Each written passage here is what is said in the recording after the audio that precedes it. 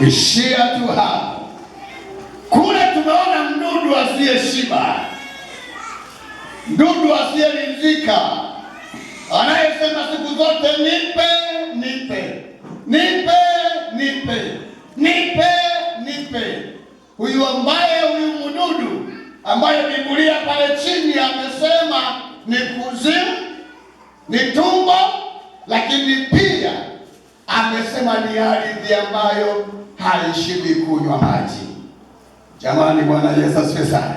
Hapa anasema kwamba hili jiwe likikuangukia linakuvunja vunja, lakini anasema likifanyaje? Namba 2, likifanyaje? Kuna kukuangukia na kufanya nini? Na kukusaga. Maana yake linakuangukia, linakusaga, lakini linakuvunja. Hapa kuna mambo makuu mawili, wana wa Mungu. Kuna watu wanasema ukiangukiwa na jiwe hili linakuvunja, linakusaga, unakuwa tikitiki.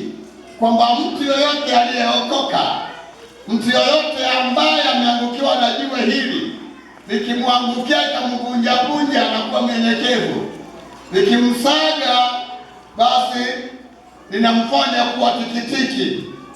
Ule mstari wa 44 na mimi nirudie kuusoma. Kwamba naye angukiaye juu ya jiwe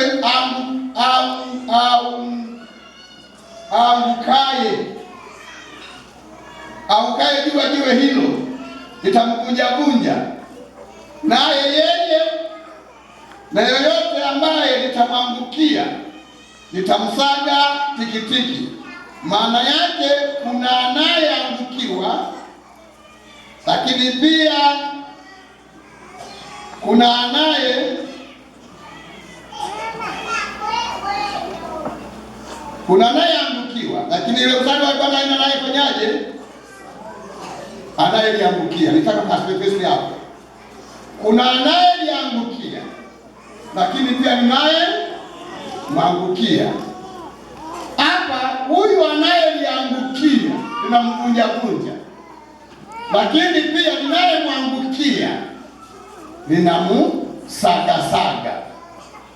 Hapa kuna wafasiri wengi ambao tunasema kwamba likikuangukia linakusaga tikitiki, ukiliangukia linakuvunja, kwamba unajikuta unakuwa mnyenyekevu, unakuwa mtii, unakuwa nini. Sasa hizi ni fasiri kuu mbili. Ni kwamba mtu yoyote ambaye jiwe hili likimvunja, mtu yoyote aliyevunjika hawi salama, lakini mtu yoyote ambaye limemwangukia hawezi akawa salama. Hapo ndipo ambapo tunataka tujifunze mambo makuu hayo. Kwa nini mdudu huyu hashibi? Huyu mdudu anasema nipe, lakini kwa nini amesema hili jiwe likimwangukia huyu mtu linamsaga, lakini yeye akiliangukia linamvunja? Jamani, jiwe hili linaonekana ni gumu mno, ni jiwe gumu mno ambalo ukiliangukia linakuvunja, lakini inaonekana kwamba ni jiwe zito mno ambalo linaonekana likikuangukia linakusaga. Kama niko naeleweka, wana wa Mungu? Ili jiwe linaonekana zito sana, maana yake likikuangukia linakusaga sana, lakini ukiliangukia linakuvunja, maana yake ni jiwe gumu mno. Ukisoma kwenye kitabu cha Danieli anazungumza habari ya hilo jiwe. Haleluya. Danieli analizungumza hilo jiwe, kwamba hilo jiwe lilienda likagonga sanamu, lile sanamu nalo likavunjika, nalo likasagika, kwa maana ni jiwe ambalo ni zito na ni gumu mno. Ndilo jiwe ambalo hili jiwe halitakiwi mtu yoyote hili jiwe aliangukie, halitakiwi hili jiwe mtu limgonge. Maana yake akiliangukia kumvunja, lakini likimwangukia linamsagasaga, kwa sababu ni jiwe zito mno, lakini ni jiwe gumu mno. Mimi siwafundishi jiwe hili liwagonge, na wala siwafundishi jiwe hili liwaangukie. Kwa maana gani nakataa? Maana ni jiwe gumu, ni jiwe zito, na hitaji ni jiwe tujenge juu lake, ambapo Biblia imesema kwamba mtu atakayejenga juu ya jiwe hili, wala haleluya, wala upepo wala mvua haiwezi kulitikisa, kwa sababu ukiliangukia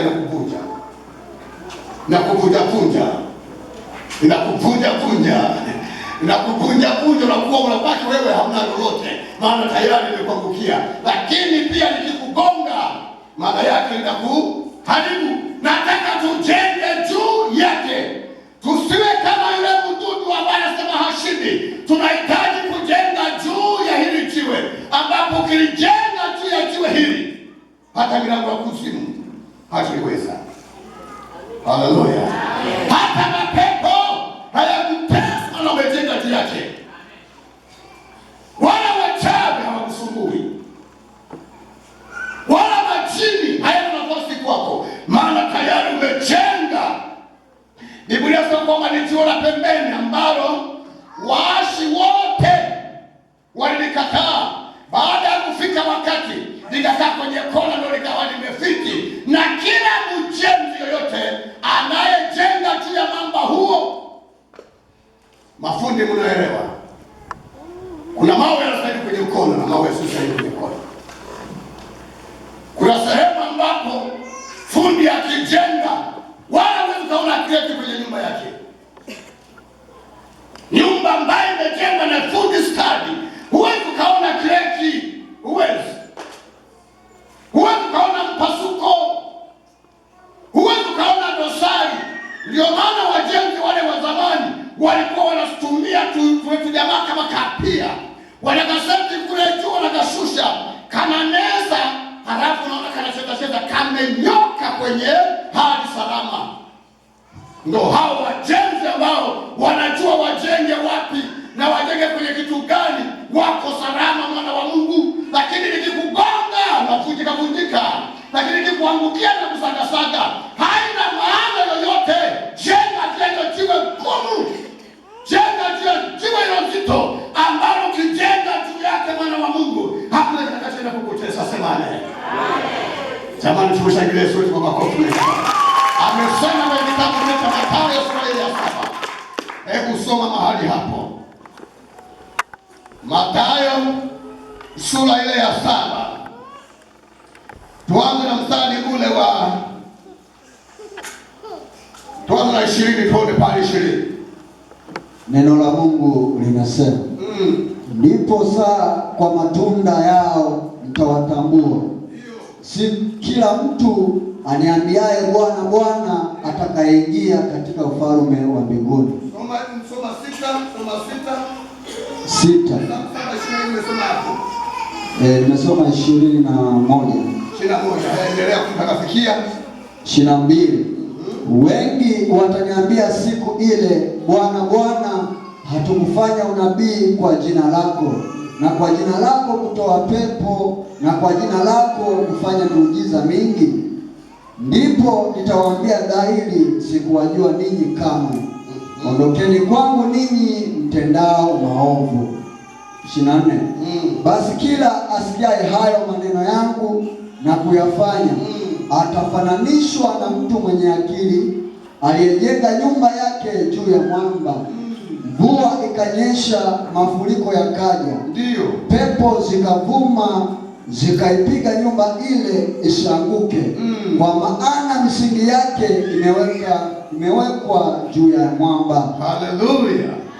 Na kila asikiaye 26. Na kila asikiaye hayo maneno yangu asiyafanye atafananishwa na mtu mpumbavu aliyejenga nyumba yake juu ya mchanga. Mvua ikanyesha, mafuriko yakaja, pepo zikavuma, zikapiga nyumba ile ikaanguka, nalo anguko lake likawa kubwa. Maana hajajenga kwenye jiwe gumu, hajajenga kwenye kwenye jiwe zito ambalo kabisa huyu ni mwenye akili. Mtu yoyote mwenye akili, mwenye ufahamu, mwenye uelewa huwa anaangalia namna ya ujenzi. Maana sisi sote mahali hapa tuko kwenye ujenzi. Hapa tuko kwenye ujenzi kiasi ambacho unajua tangu siku wewe unakiri kumwamini Yesu Kristo kuwa Bwana Mwokozi wa maisha yako, unajua uthamani, unajua nguvu, unajua power, unajua nguvu wake Yesu Kristo, kwamba huyu niliyemwendea wala sihitaji chanjo, wala sihitaji hirizi, wala sihitaji kitu chochote. Ukimuona mtu yoyote ambaye hajajenga kwenye huu mwamba ambao ni jiwe gumu na tena imara, huyu mtu anafananishwa na mdudu yule. Maana mdudu anasema nipe, nipe, nipe, nipe, wala hashibi. Huyu mtu ambaye hajajenga kwenye huu mwamba ambao hili jiwe ambao ni mwamba juu yake, wala milango ya kuzimu hawezi kuishinda, ni kwamba huyu mtu bado anaweza katamani ya dunia, bado anaweza kawa kanisani, lakini bado ni mzinzi, bado ni jambazi, lakini bado ni muongo, kwa sababu bado hajajenga kwenye mwamba ulio mgumu, ambao ndio hili jiwe ambao ukijikwaa kwalo na kuvunja linakusagasaga, unabaki hauna uhai tena. Haleluya, haleluya. Tazama kiu na tamaa ulionayo, tamaa na kiu ulionayo, nipe, nipe, nipe, nipe, nipe, nipe. Unalinganishwa na kuzimu sio shiba, unalinganishwa na tumbo lisiozaa, unalinganishwa na nchi ardhi isiyoshiba maji. Na nikueleze mwana wa Mungu, dunia hii hata kama ungepewa vyote bado tu ni mwanadamu, wala huwezi kabisa ukagona kwako kama vinafaa. Kwa maana kuzimu anasema nipe, hashibi. Kini yeye aliyejenga juu ya mwamba, haleluya, na Mungu hatikisiki wala hayumbishwi na chochote kile, hata kama atakutana na ugumu na hali ya upepo, dharuba na mvua, ataendelea kusimama, ataendelea kusimama, ataendelea kuimarika, maana amejenga juu ya mwamba, maana amejenga kwenye mwamba ambao wala hata kama kungetokea dharuba ya namna gani, ataendelea kusimama. Kuzimu hakushindi. Ndo tamaa yako hiyo. Jamani, Bwana sasa. Nilikuwa namshuhudia mtu mmoja, namwambia kidunia hiki nakichukia kweli. Dunia inaichukia mno, na sijawahi kuipenda. Kwa sababu hata kama ungekuwa unatembea kwenye gari, utakutana na trafiki wanakwambia unashuka moyo na kitu. Yananitia ni pale na leseni yako, ndio zimeisha, ndio kitu gani tena? Nilikuwa na akishani labda naendesha niko kwenye hali, kumbe bado wewe unanitegeshea. Hamna raha yoyote ile. Lakini hata kama ungekuwa na pesa, utaenda utanunua nyama, utaikaanga, hapo baadaye utashinda, utaweka kwenye sufuria. Haina maana yoyote. Hata kama ungekuwa na nyumba nzuri, ukiingia mle ndani ya nyumba, wewe utakaye kuona kama kwenye ile nyumba ile pale, siku ya kwanza unaona ni ya maana, ni ya kifahari, lakini siku ya pili ya tatu unaiona ni ya kawaida tu. Hata kama ungekuwa na kitanda kizuri sana, unaweza shinda umelala kwenye godoro pamoja na kikarakata, baadaye wewe unachoka kwamba niamke nikale. Unaamka kisha kitanda, unaenda tena kuturura, unakaa kwenye kigoda. Mbona usikae pale kwenye kitanda na ukalala pale pale? Dunia ina maana yoyote, wana wa Mungu, hata kama ungekuwa umejishindisha kwa chochote kile. Haina chochote kile cha maana kwako. Ndio maana tunasema haishindi. Bwana Yesu asifiwe. Haleluya. Hamna raha yoyote kwenye dunia hii. Jenga juu ya mwamba, ambao huu mwamba hauwezi kutikisika. Kama naongea na huyo mtu ambaye dunia hii siipenda, nasema sasa wewe utaipendaje dunia? Dunia unaweza ukaipendaje wakati sio kwako? Na maana mtu atakuja kupenda kwake. Sisi Biblia tunaongea kwa sisi ni wapitaji. Wenyeji wetu huko mbinguni kule ndio nyumbani kwetu. Sasa sisi sote hapa tunapita. Uwe na kuwa fupi kama la kwangu, uwe mweusi kama mimi, uwe mweupe, uwe mweusi, uwe mnene, wewe ni mpitaji. Wenyeji wako huko mbinguni. Sasa kwa hapo, kwa sababu unapita, sio kwako, sio kuzuri kwako, kuzuri ni huko nako tegemea kwenda nyumbani kwako. Maana ukisema mgeni kama mgeni, ukiingia nyumbani mwa mtu kama mgeni, ukitaka kufanya aisha sasa tutumii, ukiingia kama huko upatikimbia, maana huko wewe ni mgeni.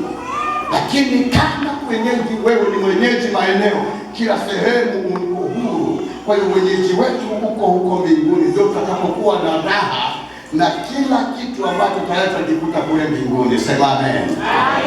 Kwa hiyo kwa maana ya kufika mbinguni, nina